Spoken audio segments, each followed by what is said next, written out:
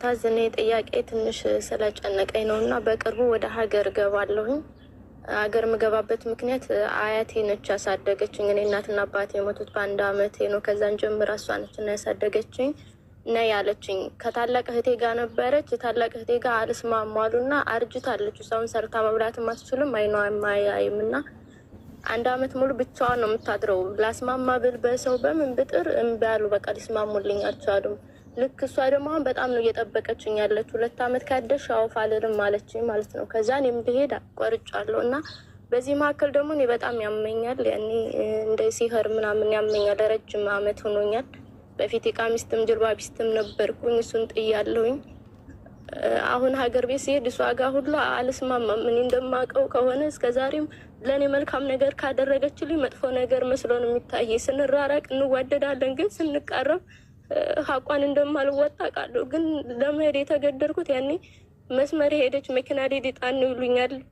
ደግሞ ሌሊት ካፍታሪ ሰው ሊገለኝ ነው ትላለች ምናምን ስለሚሉ ቢያንስ ይሄን እንኳን ከጎኗ መስማት አለብኝ በሚል ነው የሚሄደው እና ምን ማድረግ ነው ያለብኝ? ሩቅ ያደርጉልኝ ብዬ ስላቸው ደግሞ ሰዎች አንቺ ጋር ስንቀር አፋችን እያያዛል ይሉኛል። ይሄ ስለምንድን ነው? ምን ችግር ስላለው ነው አፋቸው ሊያያዝ የሚችለው? እንደገና ደግሞ ቀጥረውኝ የቀጠሮ ሰዓት ደግሞ ስልካቸውንም ጥፍትፍት ያደርጋሉ። ሌላ ሰው ደግሞ እንደዚህ ሩቅ የሚያደርግ ሰው አያመጡልኝም። እኔ ራሴ አውርቼ ምን ብዬ ነው የሚሄደው? እና አሁን ሀገር ስገባ እንዴት ነው ልሆን የምችለው? መዳም ቤቱኝ ሱሪ ምንም እየለበስኩኝ ወደ ውጭ ስለማልወጣ አሳልፍ ያለው። ሀገር ስገባ ጅልባቤንስ እንዴት ነው ልለብስ የምችለው? ኢቭን ጅልባብ የለበሰ ሰው ሳይ የሆነ መጨረቻቸው ነው የሚለኝ። በጣም ነው የሚያንቀጠቅጠኝ።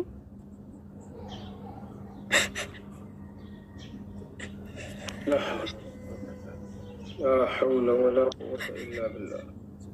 طيب ሷሂሮች ራሱ ጎረቤት ናቸው። እኔ እንደውም በቃ ይሄ ነገር ስንፍና ነው ብዬ ነበር ያሰብኩት እና አምነዋል እነሱ ራሱ ማለት ነው።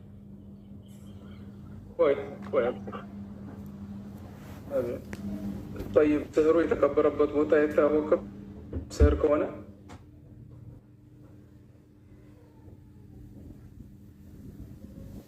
ይታወቃል። ስህሩ የተቀበረ ያለው እነሱ አፋችን እያያዛል አንቺ ላይ መቅራት አንችልም ነው የሚሉኝ። ይኸውልሽ የት እዚህ ሀገር ነው ውጭ ነው ሀገር ቤት ነው?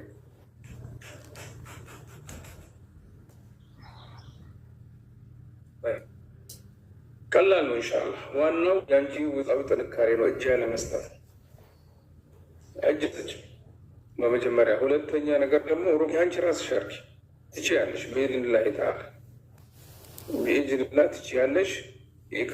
ሩቅያውን አድርጊ።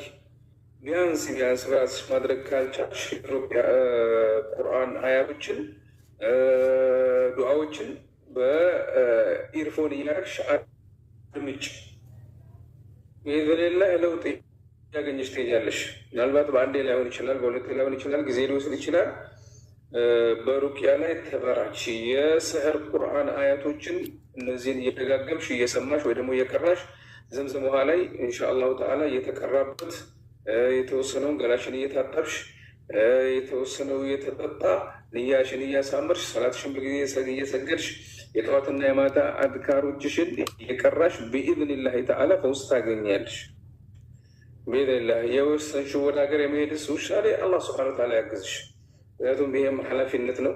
አላህ ሱብሓነሁ ወተዓላ ረሕመቱ ሰፊ ነው። አንድ ሰው ለአላህ ብሎ በሚያደርገው እንደዚህ አይነት ስራ አላህ ሱብሓነሁ ወተዓላ ይመነዳዋል። አላህ ሱብሓነሁ ወተዓላ ከችግር ወደ ኢንሻአላህ ተዓላ ወደ ተድላ ወደ ተስፋ አላህ ሱብሓነሁ ወተዓላ ያሸጋግረዋልና በኢዝኒላሂ ተዓላ በርቺ። ተስፋ አትቁረጭ፣ በርቺ። አላህ ከአንቺ ጋር በራሴ እየታገልኩኝ ነው። በኤርፎንም ሳዳምጥ በጣም ነው የሚያንቀኝ ምናምን ብዙ ነገር። ግን እኔ ያልገባኝ ነገር ሩቅያ የሚያደርጉልኝ ሰዎችስ ለምንድን ነው ያኔ? አሁን በቃ እኔ ሙስሊም እንትን ሳይ ራሱ በጣም ጥላቻ እያደረብኝ ነው ውስጥ በማልፈልገው ምክንያት ማለት በሚያደርገኝን ሁሉ እስኪ ንገሪኝ ብላ አዳምጡኛል። ምልክቱን ሁሉ እንዳለ ከነገርኳቸው የአላህ በጣም ከባድ ነው ብሎ ከቁርአንም ከሀዲስም የሆነ ምክንያት ይሰጡኝና ከዛም በኋላ ደግሞ ቀጠሮ እንትን ብላ ያፈርሳሉ። እንደዛ ሲሆን በጣም ለሙስሊም እንዳለኝ እንትን በጣም ጥላቻ እያደረብኝ ነው ማለት ነው። ወንድሞች ይኸውልሽ አንድ ነገር ወቅ ሩቅያ መቅራት የሚችል ሰው ችሎታ ያለው ከሆነ ማንንም ከመቅራት ወደ ኋላ አይልም፣ አይፈራም። ለምን? እሱ ሲመጣ ስለ መቅራት ከመጀመሩ በፊት አዝካሮቹን ቀርቶ ነው ጠዋትም ማታ አላህ ስብሐነሁ ወተዓላ ከክፉ እንዲጠብቀው። ኦኬ የጠዋትና ማታ አዝካሮች ላይ በርቱ ምላችሁ ለዚህ ነው። ሐሰን አልሐሰን ይባላል። የምሽጎቹ ሁሉ ምሽግ ነው የሚባለው አዝካር፣ የጠዋትና የማታ አዝካር።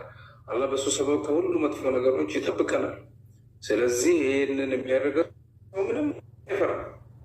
እንኳን ስሕር የተደረገበት ይቅርና ሳሒሩ ቢመጣ አይፈራም። ሳሒሩ ቢመጣ አይፈራም።